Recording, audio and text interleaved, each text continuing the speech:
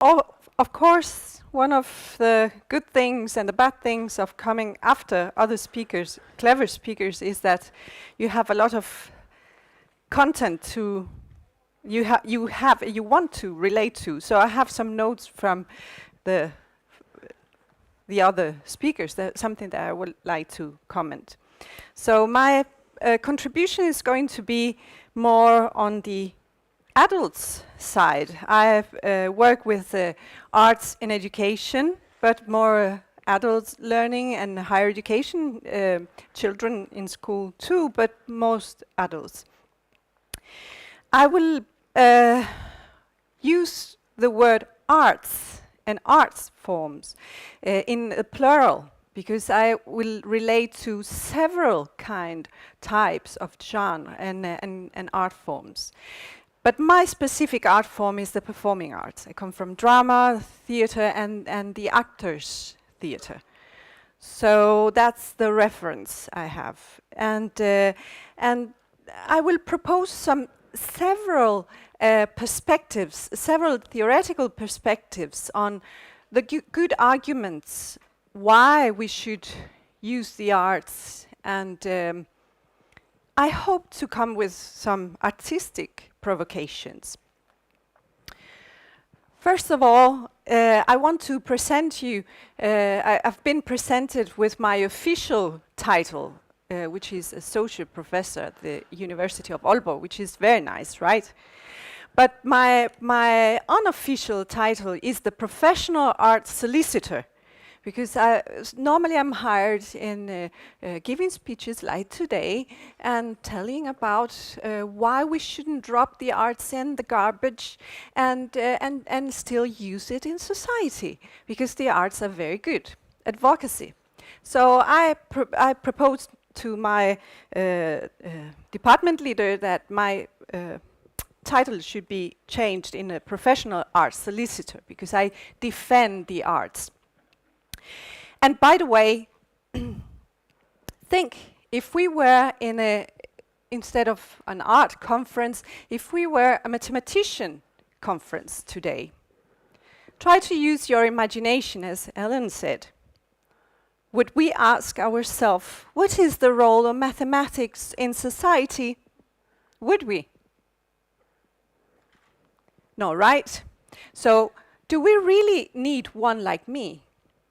Finding the right arguments. Why? Don't we just know that the arts are central to society?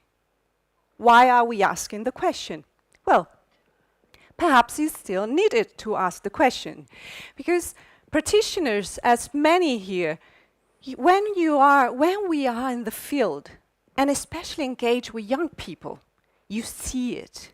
You see the engagement, and you answer the question, do we need the arts? What is the role of the arts in society? You reply, you answer it, and you know it from your belly. It's your intuition. So perhaps, yes, we need people like me taking your intuitions, our old intuitions, and putting some theoretical concepts on it, and telling the story. Why is it happening that children, adults are engaged? Why are they thinking? Why they happen to think and think differently, think critically, creatively? So I will bring some perspectives. So the menu, I talked about myself a little, and I will bring some, you see, different perspectives.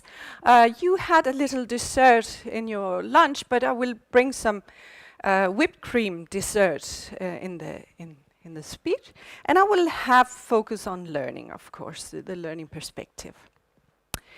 So this story is going to have 3 chapters. The first chapter, arts must be learned, art can be learned, and art should be learned. So 3 chapters. The first one. Normally I have a dialogical part at this point, but where the audience gets to talk to each other about what are the prejudices, the difficulties, the problems that you find in your practice out there. you don't get this possibility, but keep it in mind. You can go back to your context and bring these questions. I collect anecdotically these kind of reflections, and I bring my own take, my own perspectives on what are the assumptions in my research. What do I hear in my research? Well, the first one is that learning comes by itself. No matter what you do with the arts, then it's automatically. Bad news, ladies and gentlemen, it doesn't come by itself. It might come by itself in case of especially talented kids. There are some especially talented human beings, but their talent can be killed. Because as Gabriella said early this morning, we have muscles that must be trained. The art muscles, the creative muscles must be trained. If you don't train them, they will die, they will disappear. Think this talented kid, what if he was born in a family that didn't want to hear noise? So he couldn't practice the violin, so his talent would faint, die. And it's not a metaphor. So learning comes by itself just because kids do some art or are engaged with the arts, it comes by itself. Again, bad news, it doesn't. We were talking about the guide of adults, but what kind of guide do we need to exercise in these meetings? Learning doesn't come by itself. We don't tell babies, small kids, toddlers, here's a book, read. We give them a language, right? But what we do with pictures is that read it. You have the vocabulary. You can read it. No, they can't. And what about a movement? Something so complex as a staged movement. Sound, body, image, text sometimes. And choreography and scenography sometimes. So we are bringing up generations of kids that don't know the language of the arts and are in a constant bombing of visual and auditive stimuli out there, and they are alone out there in the virtual space. What do I mean by giving them the language? I don't say that the guide that adults should be tell them what to think about artworks. On the contrary, give them the language so they can tell their own experience.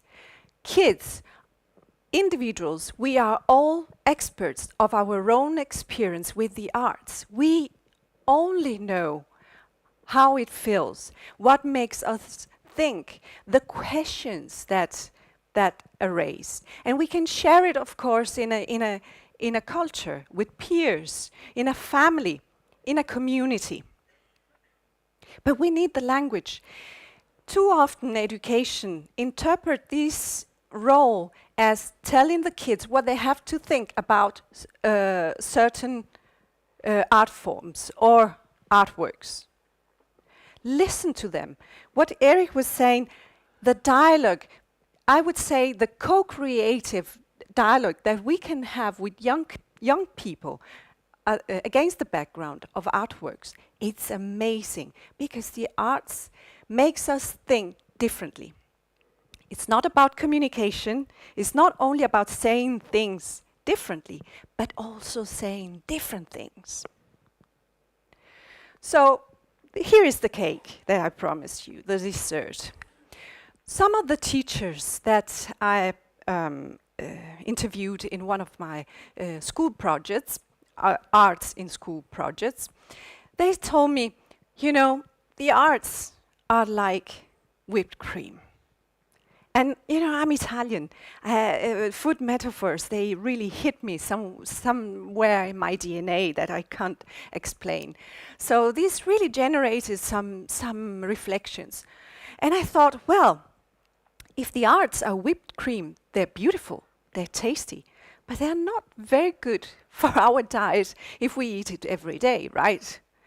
So what is the rye bread in schools? What is the rye bread?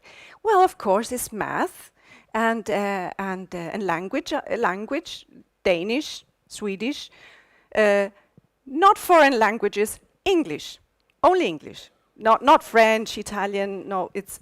So this is the rye bread, it's good for your belly. Huh? It's nourishing. But you know, we have in Denmark, we have this way of saying it's rye bread work. Do you have it in Sweden? No. It's rugbrødsarbejde. Rye bread work. It's you know, it's repetitive. And I thought, then a light, you know, the food metaphor. If we think in this dualistic way, we miss the point twice. The rye bread doesn't understand what the rye bread subjects are for. There is so much creativity and engagement in mathematics, in Danish, Swedish, language arts, and everything. And there is a lot of rye bread in the artistic forms. So much trying, falling, throwing away, starting again, rethinking, and challenging. So, how can we combine these two? And this is only Danes that understand. And there are some Danes, because you don't have it in Sweden. I know it. This is a rye bread pudding with whipped cream. You can actually combine it. They do it in Denmark. It's actually good. It's not rye bread pudding. How to put rye bread and whipped cream together. This is what we must do. Of course, an artist, always irritating artist, you know, when I gave this speech, and her comment was, you know, I love rye bread, I love whipped cream. I hate this øllebrød med flødeskum. I hate these. And it made me think, of course, it's not just the combination of different subjects that makes it tasty, but it's also how we make it, how we do it. And that's very important for the arts, because we often think in school environments that we need to help the most important subjects. Well, that's not the case. If we do arts integration, it should be a reciprocal meeting. So I made another metaphor, which is also in southern Denmark. It's the rye bread cake with whipped cream, which is much more tasty because the other one could be untasty. So we're working on this pedagogical thinking, how to put the things together. But why we don't do it? There are so many learning theories that are working in the non-dualistic, and it's not something new. Helen mentioned Dewey. It's something from the past centuries. Why are we not doing it? Because we are busy teaching. We are so busy. And this gets me to this point that it's coming again and again. We are building a society of unequal human beings, and it's very, very serious. And the arts are part of this inequality. We assume that the arts bring inclusion. The arts are a powerful instrument of exclusion in the society we're living in. Because kids, as my kids in privileged families, they get the meeting, the wonderful meeting, developmental, creative, critical meeting with the arts. Some others that are not in such privileged families as my kids are, they don't get it. And this is an image of the way they experience the world, literally blurred. We are sending out in our world, in our society, human beings that can't make judgments, critical, creative, informed judgments about reality. The very first question that was asked today, do you understand what you're seeing? Do we really understand? If you don't have a training in the arts, not visual arts, not canon art, the arts in regardless the tradition, the experience of the arts, which is personal, it's empowering, very often transformative. If you don't get it, you will have a blurred idea, a blurred understanding of society, and therefore you will go after the populistic discourses in society. This is what is happening. So are we asking why the arts, what is the role of the arts in society? The arts are central. The arts are the reason why we are together. So I will just go very fast through. I will not go through these because this is the arts can be learned. And we know how the arts can be learned in formal environments and informal environments. I just want to show you, have your attention in the informal learning environments. Because, you know, the formal ones, they're schools, the semi-formal, the after-school programs, kids have money and they go there and others don't. But informal learning environments, kids, they learn by themselves. They don't need our guide. And still they need our guide in giving them the tools for analyzing, understanding, and critically approaching, and taking seriously their own experience. So the arts should be learned. And that's the reason why I'm here, the reason why you're here. We have very good arguments. So very quickly, because I have 10 minutes, what are some perspectives saying? Where can you take the good arguments? For instance, anthropology. Anthropology says the arts are the very reason human beings are together. Because the arts were a way of showing our belonging to a group and finding your own belonging to a group. Belonging, is it something that we can live without? No, because we need the arts to make special, to really exercise the magic. This is the face of the actor. It's not the face of a person. It becomes a metaphor, a living metaphor, something else. We need to learn. Human beings are dependent on each other and dependent on learning.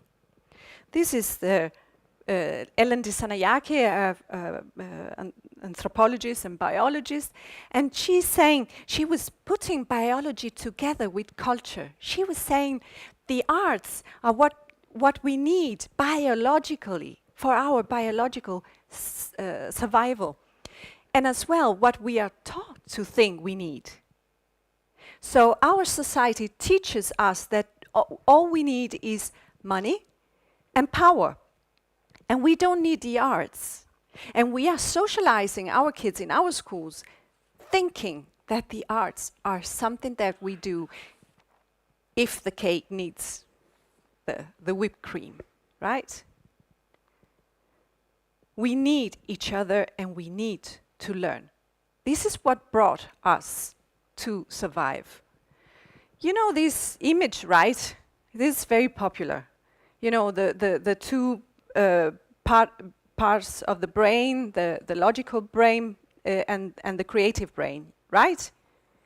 Have you seen this before? You know about this, yeah.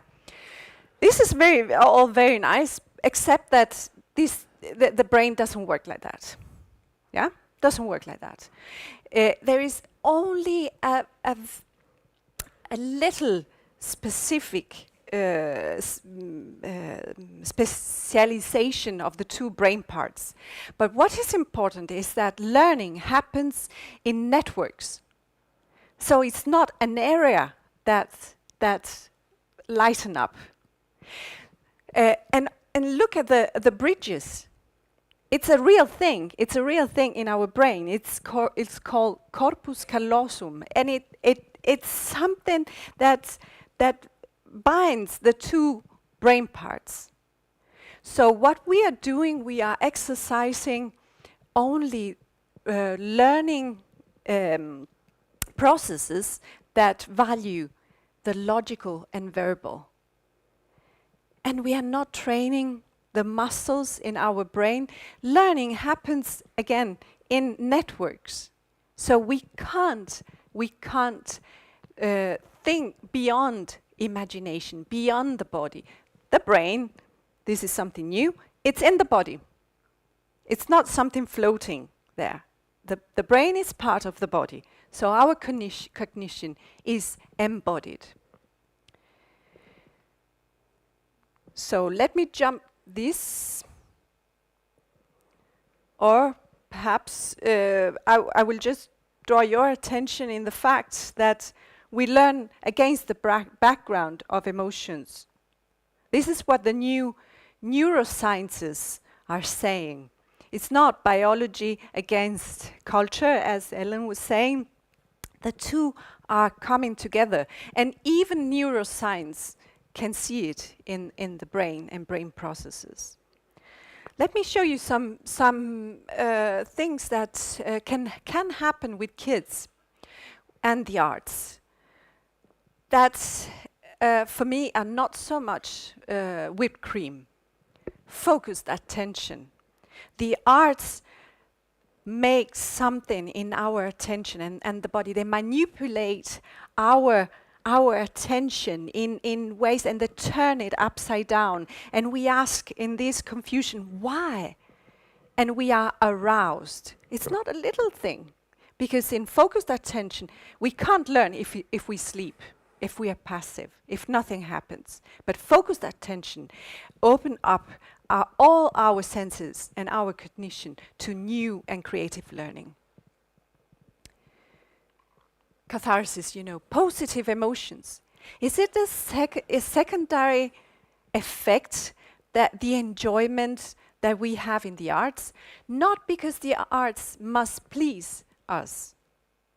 Not at all. The arts must keep on provoking us, makes us jump from the chair. Where is the positivity coming from? From the activity that I'm participating in this experience. I'm participating in a community. I am facing my own frustrations because I don't get it. I don't understand it. Gabriela was saying, I didn't understand anything. It was beautiful. It was a statement. This is where learning starts. When you don't understand, you are in awe. You are completely lost. I bring my husband, who is not in the arts, to all kind of theater, contemporary theater stuff. And once we were at this Polish theater performance, body theater. It was like the film you saw. And his feedback was amazing. After the performance, he said, I didn't understand anything. It was beautiful. And this is what makes the gap. Something gives us the interest, the curiosity to learn by ourselves. And this is most precious of any content learning that we can give to our kids. The curiosity of finding out themselves, what does it mean? But they can only do it if we give them the language for understanding their own thinking, their own emotions, their own emotionality and responses. So I think I'll leave you with this image, because this is what the arts are doing with us. They throw us up in the air in a safe environment. Why it is safe? Because it is make-believe. Because we can try out some ways of thinking, some behaviors, some try out, experiment without dying, because there is a mattress there. We can try out, and it's the best development that we can, the best place for exercise, for training of being adults that we can give to our kids. It's safe environments, but don't misunderstand the safety. It's also very challenging and bold environments where you really take up and fly. Thank you very much, Tatiana Chemi. You're going to